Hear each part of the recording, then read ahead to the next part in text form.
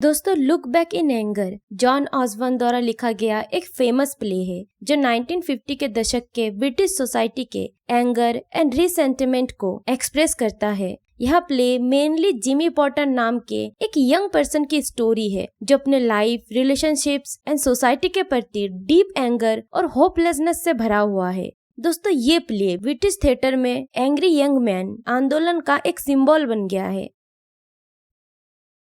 दोस्तों, first scene में play की स्टार्टिंग जिमी पॉटर, उसकी वाइफ एलिसन और उनके दोस्त क्लिफ लुइस के साथ होती है। वे तीनों एक छोटे से फ्लैट में रहते हैं।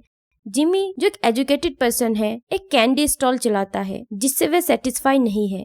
वह अपनी वाइफ एलिसन पर बार बार गुस्सा निकालता है जो एक मिडिल क्लास फैमिली से है और जिमी की एक्सपेक्टेशंस पर खरा नहीं उतरती। जिमी का गुस्सा सिर्फ एलिसन पर ही नहीं बल्कि पूरी सोसाइटी पर भी है। वह अपने लाइफ के प्रति डीप डिसअपॉइंटमेंट और डिसकंटेंट से भरा हुआ है जो उसके हर एक्टिविटीज और कन्वर्सेशन में दिखाई देता है। वह एलिसन को उसके नोबल क्लास के बैकग्राउंड के लिए डिस्पाइस करता है और दोनों के बीच का यह सोशल डिफरेंसेस उनके रिलेशन में दरार डालता है।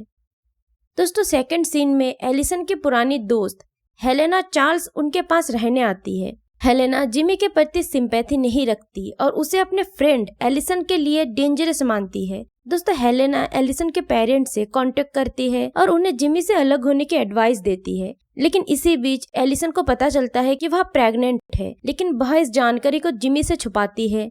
हेलेना एलिसन के फादर को बुलाती है और वे दोनों मिलकर एलिसन को जिमी के पास से हटाने का डिसीजन लेते हैं। जिमी, जो इस बात से अनजान है, अपने एक दोस्त की डेथ के बारे में दुखी है और जब एलिसन उसे छोड़कर जाती है तो जिमी उस पर और भी अधिक गुस्सा करता है, उसे धोखेबाज और कायर कहता है। दोस्तों, थर्ड सीन में जिमी और हेलेना के बीच रिलेशन शुरू होता है। हेलेना, जो शुरू में जिमी से नफरत करती थी, अब उसके साथ रहती है। हालांकि वह जल्द ही समझ जाती है कि वह जिमी के साथ खुश नहीं है। जिमी और हेलेना के बीच भी वैसा ही स्ट्रेसफुल रिलेशन क्रिएट हो जाता है जैसा कि पहले एलिसन के साथ था।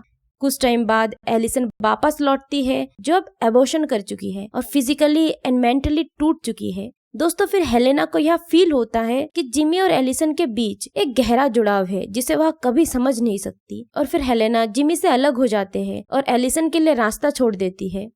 दोस्तों, फाइनल सीन में जिमी और एलिसन के बीच एक कन्वर्सेशन होता है जहां दोनों अपनी इमोशंस को खुलकर एक्सप्रेस करते हैं। जिमी, जो अपनी इमोशंस को एक्सप्रेस करने में इनकैपेबल रहता है, अल्टीमेटली एलिसन के सामने अपनी हेल्पलेसनेस और अकेलेपन को एक्सप्रेस करता है। एलिसन, जो अब अपने पेन और लॉस के साथ वापस आई है, जिमी के गुस्से और होपलेस को समझने लगती है।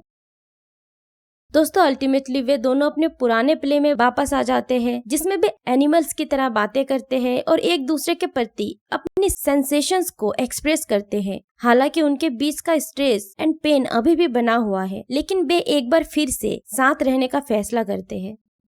दोस्तों, look back in anger Jimmy Potter के थ्रू जिमी का गुस्सा केवल पर्सनल नहीं है बल्कि यहाँ उस टाइम के यूथ की उस डिसअपॉइंटमेंट का सिंबल है जो वार के बाद के सोसाइटी में अपने लिए कोई प्लेस खोजने में इनकैपेबल फील कर रहे थे। Play class conflict, social inequality and personal relationships में क्रिएट होने वाले स्ट्रेस को भी एक्सपोज करता है। जिमी का कैरेक्टर एक कॉम्प्लेक्स और कॉन्ट्रडिक्टरी पर्सन के रूप में सामने आता है जो अपनी वीकनेस एंड मिस्टेक्स के बावजूद ऑडियंस की सिंपैथी अर्न करने में सक्सेसफुल रहता है। दोस्तों, यह प्ले ब्रिटिश थिएटर में एक इम्पोर्टेंट मोड के रूप में देखा जाता है और इसे सोशल एंड कल्चरल क्रिटिसिज्म का एक्सीलेंट एग्जाम्पल माना जाता है।